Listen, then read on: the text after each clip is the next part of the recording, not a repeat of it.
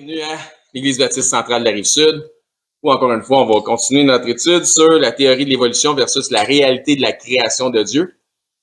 Et puis, on va voir que les ravages, entre autres, que toute la théorie d'évolution, qui est un évangile du diable, en fait, une mauvaise nouvelle, un anti-évangile, qui vient du diable, qui vraiment dénigre complètement la réalité d'un Dieu créateur qui peut créer instantanément. Et que ce pouvoir-là, donc, avec une théorie féerique de tout peut arriver si tu mets bien du temps, donc des millions d'années. Ben oui, si tu mets bien des millions d'années en avant de nous autres, peut-être les anges, pas les anges, pardon, les singes pourraient écrire du Shakespeare, mais on ne sait pas, tu sais. Ça veut dire, on peut théoriser bien des choses sur des millions d'années, soit en arrière ou en avant. Ça a aucun rapport. Donc, on peut aussi théoriser que si on vit assez pendant des millions, voire des milliards d'années, peut-être que vraiment quelqu'un va embrasser une grenouille et ça va devenir un prince. On ne sait pas. On peut imaginer plein d'affaires avec des millions d'années, ça n'a pas de limite. On a parlé vraiment les dernières fois du côté sombre de la science. Maintenant, on va rentrer dans une société de délation. Donc, encore une fois, la théorie de l'évolution a engendré l'eugénisme, donc l'origine des espèces, la théorie de l'évolution cosmique, organique, etc. Notre Charles Darwin qui a pris la balle au bon puis qui a écrit un livre qui est la théorie de l'évolution des espèces. Donc, l'homme évolue du singe éventuellement à un homme, puis les Noirs sont plus proches du singe, puis etc. C'était aussi raciste que ça. Et puis, il y en a d'autres qui ont pris ça au bon, puis l'eugénisme s'est développé à partir de ce moment-là. Et là, maintenant, on est rendu que tout ce système-là de hiérarchie, d'élite, qui sont au-dessus des autres, avec la psychologie de la cruauté, où quelqu'un d'autre, un autre de tes semblables, est moindre que toi ou il est moindre qu'un être humain. Et ça engendre une société de délation, comme on a vu en Chine dernièrement. Donc, la Chine communiste, la Chine possède un des systèmes de crédit social les plus sophistiqués de la planète. Donc, tu travailles, tu es payé, mais en même temps, tu as des crédits sociaux, puis les crédits sociaux te permettent de faire des choses que seulement le gouvernement contrôle. Exemple, donne un exemple, lorsque on a eu la COVID ici, ceux qui n'avaient pas un pass vaccinal, ils ne pouvaient pas rentrer dans certains établissements, etc., etc. Donc, c'était contrôlé par le gouvernement. C'est un exemple que je donne. Ce système vous récompense et vous donne des points si vous avez un bon comportement, mais il vous punit, il vous retire des privilèges si vous gaffez et ou si vous n'avez pas l'attitude escomptée. Donc, pas juste ça, il faut que tu souris en plus. Il faut que tu te fasses dire quoi faire, puis il faut que tu aies une bonne attitude avec ça. Donc, pas chez nous, on n'en veut pas de ça. Au-delà d'un système de récompense et de pénalité, le système du crédit social chinois ajoute le facteur de la honte sociale, ce qui est appelé le social shaming, pour les dissidents et publie leurs photos associées à leurs échecs. Lui, je sais pas, il a bu de l'alcool sur la voie publique ou il a fait de l'excès de vitesse ou il a trop passé de temps à faire quelque chose qu'il n'aurait pas dû. Donc, de plus, certains de leurs fonctionnaires ont des quotas de délation à remplir sous forme de rapport afin de contribuer à rapporter ce qui aurait pu échapper à la vigilance de la technologie. Donc, les systèmes de reconnaissance faciale, les caméras, tout, si ça a échappé à ça, ils ont des fonctionnaires, ils ont des quotas, donc il faut qu'ils aient parlé à des gens. Fait que là, les gens, il faut qu'il y ait une bonne attitude, parce que ça va être eux autres le problème tout d'un coup. Juste parce que quelqu'un du gouvernement est venu leur parler, puis ils n'ont peut-être pas eu la bonne attitude avant eux autres, parce qu'ils ne filaient pas cette journée-là parce qu'il y avait une migraine. Imagine-toi. Donc, ils vont en parler des gens, puis ils vont dire, t'as-tu vu de quoi qui s'est passé? Puis, ton voisin, il a craché à terre. Oh, c'est quoi le nom de ton éducation? Ah, parfait. Fait que là, société de délation. Versus, qu'est-ce qu'on voit? L'image qui est là, c'est une image qui représente Jésus qui tend la main à la femme qui avait été prise en flagrant délit d'adultère. Donc, Jésus, il n'est pas pour le social shaming. Quand il a dit aux hommes qui étaient là que celui qui n'a jamais péché d'entre vous lui lance la première pierre, ça a fait son chemin parce que du plus vieux au plus jeune, ils ont tous laissé tomber leur roche. Celui qui avait le plus de péché, celui qui en avait eu le temps d'en moins en faire. Ils ont tous laissé tomber leur roche puis sont partis. Il a dit, moi non plus, je te condamne pas. Pourtant, c'est lui qui avait écrit la loi. Autre chose aussi, ça nous dit que, éventuellement, dans les derniers temps, la charité de plusieurs se refroidira. Donc, la fameuse règle d'or, fais pas aux autres ce que tu ne voudrais pas qu'on te fasse. en fait, qui est ce que Jésus a fait, mais à la négative, Jésus l'a dit à la positive, faites aux autres ce que vous voudrez qu'on vous fasse. Eh bien, ça, c'est d'aimer son prochain comme soi-même. Eh bien, à ce moment, ça, c'est complètement refroidi. Cette charité-là n'existe plus dans une société de délation. Donc, autrement dit, la Bible propose quelque chose. Eh bien, toutes ces philosophies-là, marxistes, socialistes, etc., enseignent complètement le contraire. Donc, toujours pas chez nous, hein. Le ministère du premier ministre libéral canadien Justin Trudeau, grâce à la technologie, donc un peu comme ce qu'on voyait, les systèmes de reconnaissance faciale, c'est le même principe, c'est le même concept, a réussi à geler les comptes de banque de certains manifestants et c'était un acte illégal qu'il a pris. Il s'est donné un droit, une loi dans ce temps-là. Il a pris une loi, mais il l'a pris pas à bon escient, à mauvais escient, pour se donner des droits. Donc, Justin Trudeau a publiquement mentionné qu'il a aussi une admiration pour le pouvoir de la dictature de la Chine. On en a parlé la semaine passée. Hein. Didier avait parlé de ça juste avant que je montre cette partie de diapo-là. Puis c'est pourquoi? Parce qu'ils disent qu'ils peuvent retourner leur économie sur un dissous rapidement. Pourquoi? Parce qu'ils contrôlent la population. Mais dans une société où c'est la population où l'argent t'appartient comme société et non pas l'appartient au gouvernement ou à des banques privées, c'est le peuple qui domine. Là, c'est le gouvernement qui domine parce que l'argent ne leur appartient pas. D'où le fait qu'ils sont capables de faire ce qu'ils appellent le crédit social. Donc, ils permettent des transactions avec leur argent qui leur appartient à eux autres. C'est pourquoi Jésus a dit « Rendez à César ce qui est à César ». C'est pas à vous autres, c'est à lui. Il vous le prête pour faire des transactions avec. Donc, il y avait gelé donc dans sa loi qu'il avait utilisée, Trudeau, dans son Emergency Act Order, il y avait une madame qui avait versé un 50 $, même monoparental, payé au salaire minimum, pour le convoi des camionneurs, et tous ses comptes avaient été gelés. Ah, c'est scandaleux. C'est scandaleux. Si quelqu'un faisait ça, de d'emblée, là, à une femme, peu importe qu'elle aurait fait pour une affaire de 50$, on serait vu comme les pays pourris.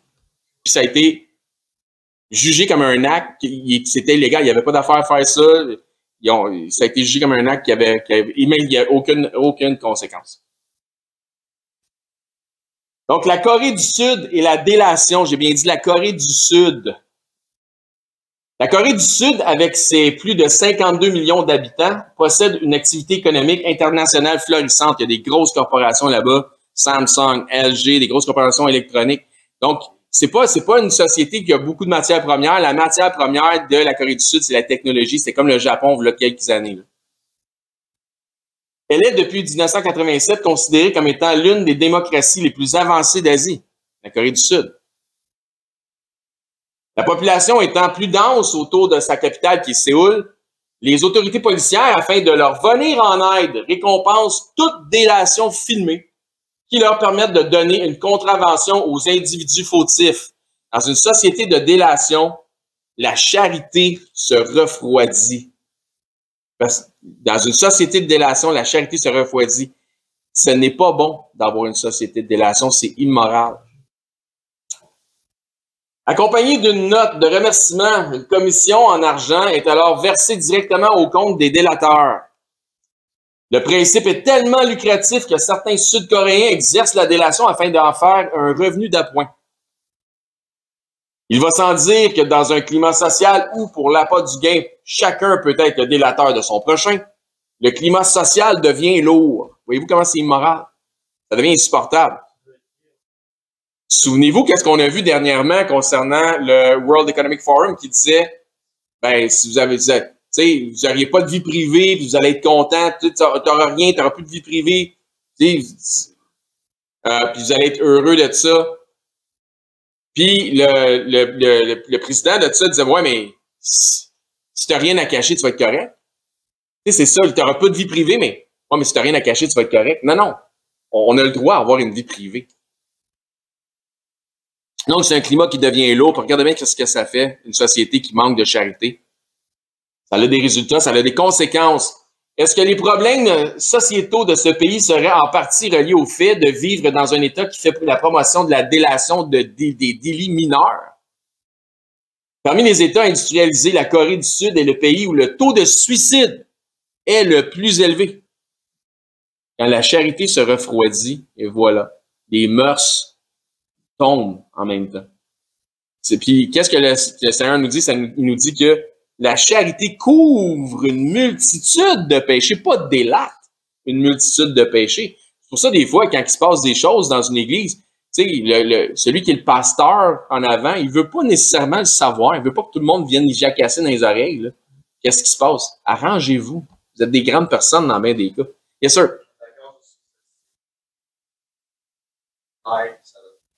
Exactement, on va voir ça. Merci de faire ça. Le suicide est la première cause des décès entre les 20 à 40 ans. En 4 ans, comme Olivier vient de dire, donc de 2018 à 2022, le taux de suicide dans le pays a connu une hausse de 32%. C'est fou, raide! Plus ça va, pays cassé. Oh, ça va bien, cette affaire-là. Donc, les Sud-Coréens, et plus particulièrement les jeunes générations, semblent peu confiants en l'avenir. Selon un sondage réalisé en 2019, 8 personnes sur 10 âgées de 19 à 34 ans voient la situation actuelle du pays comme un enfer. Pourtant, si les Sud-Coréens voulaient vraiment relativiser, ils réaliseraient que l'enfer est très chaud ou plus chaud du côté de leurs voisins de la Corée du Nord. Ils sont à côté de la Corée du Nord. La Corée du Nord, là, c'est infernal, là. C'est pas possible. On s'en va vers là, là.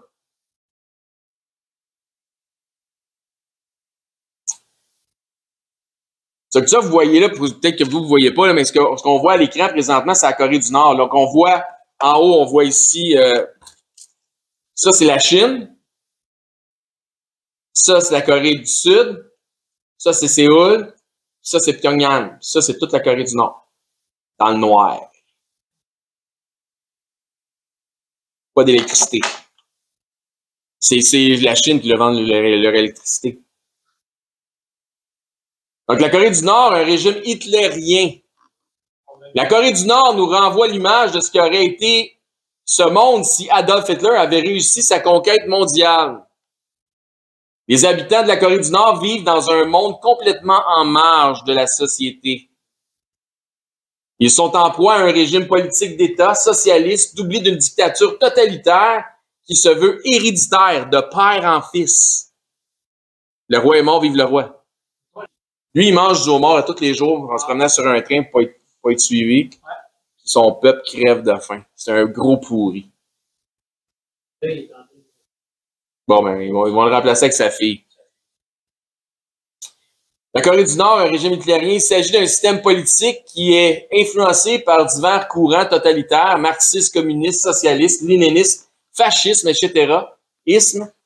Le tout ayant davantage les apparences d'une doctrine philosophique sectaire. C'est hermétique et c'est sectaire. Il a été rapporté que ce régime socialiste qui fonctionne selon une logique totalitaire est à l'un des plus bas niveaux des droits de l'homme au monde. Corée du Nord. Terrible. Terrible. Mais dites-vous que ce régime-là est influencé par la théorie de l'évolution. Parce qu'il y a une élite, puis il y a le bétail en dessous.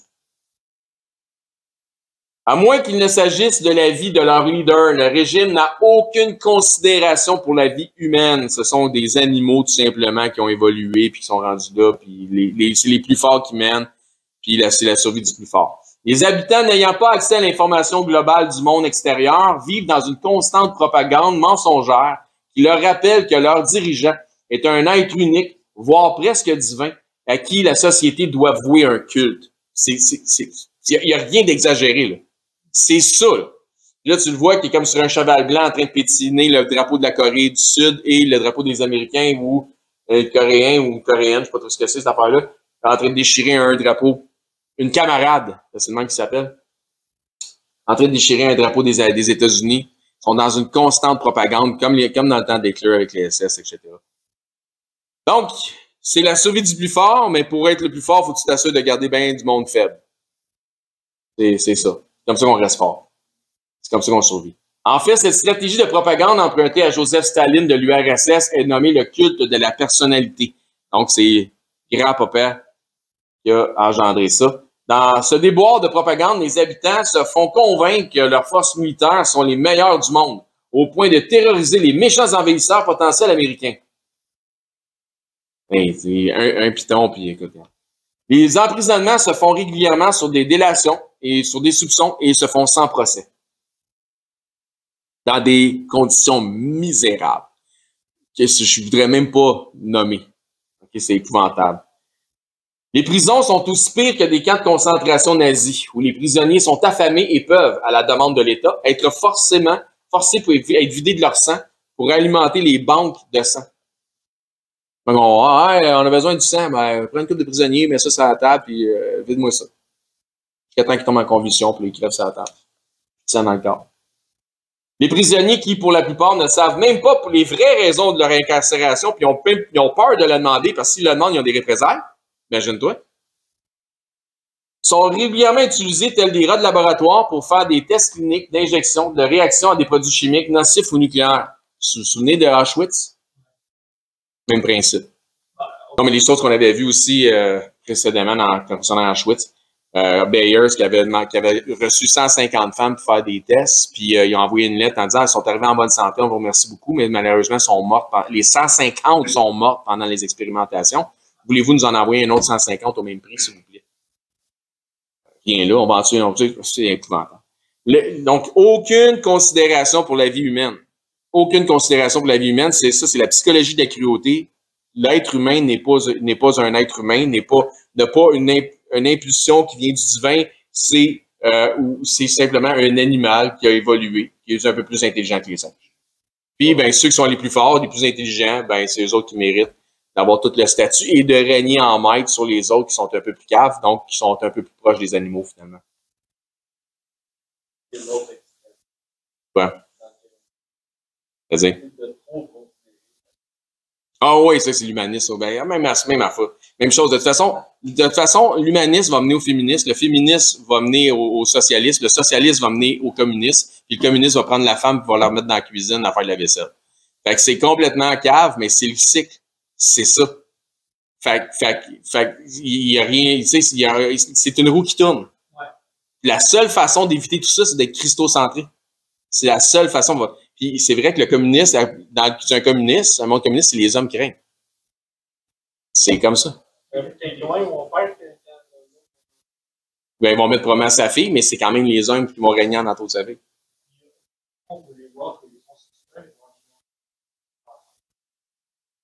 Ben oui, ça va finir comme avec Hitler. C'est exactement ça. Exactement ça. Parce que là, après ça, les hommes font le ménage. Exactement ça, mais dans un système totalitaire. Puis quand le système totalitaire finit par ne pas fonctionner parce que ça prend de l'aide d'ailleurs pour que ça fonctionne, parce que tu peux pas t'auto-suffire dans ton propre pays parce que t'es trop sans dessin, ben, ce qui se passe, c'est que ça s'écroule complètement. Puis là, on revient avec une politique différente. Donc, c'est un cycle. C'est un cycle. Donc, le moins de sourcillement mal interprété contre le régime des Kim peut vous mériter la prison, donc dans le centre au centre de concentration, bien sûr, là, qui a l'air d'un camp de concentration, ou bien l'exécution.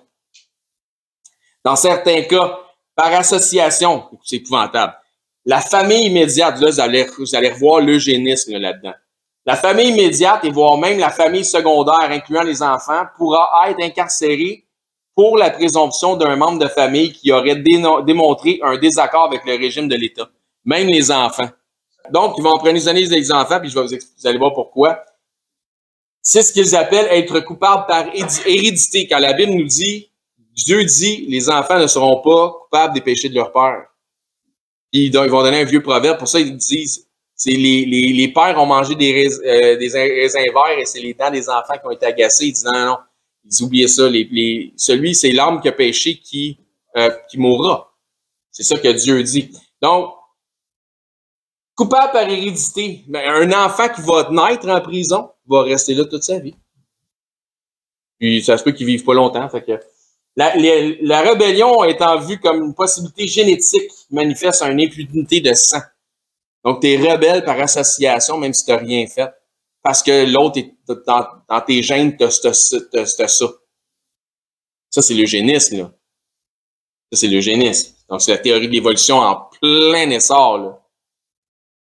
La propagande commence dans les écoles où les élèves sont obligatoirement responsables de dénoncer chaque semaine les écarts d'au minimum un de leurs camarades de classe. Et le mot camarade, c'est comme en Russie, hein. Dans le temps de l'URSS, c'est vraiment, ils n'ont pas d'amis, c'est des camarades. C'est ça, c'est juste le mot camarade, c'est ça représente quelque chose de plus uni au niveau de la nation, de quelque chose de patriotique pour eux. Donc, ça représente qu'on appartient à l'État. Donc, les enfants ont une tâche, c'est de dénoncer un de leurs camarades de classe qui a fait de quoi de pas correct dans la semaine. Puis, éventuellement, tu sais, puis des punitions physiques avec ça. Ouais. Transposer ça sur plusieurs générations, il s'agit donc maintenant d'un peuple qui vit dans une constante paranoïa, car chacun peut espionner son prochain et chaque espion est lui-même espionné par un autre. Ce qu'on voit là ici, c'est l'oncle de lui. Il l'a fait exécuter avec des mitraillettes d'hélicoptères. Il a pris toutes ses sbires politiques et de l'armée. Il les a mis là, puis il les a fait regarder ça.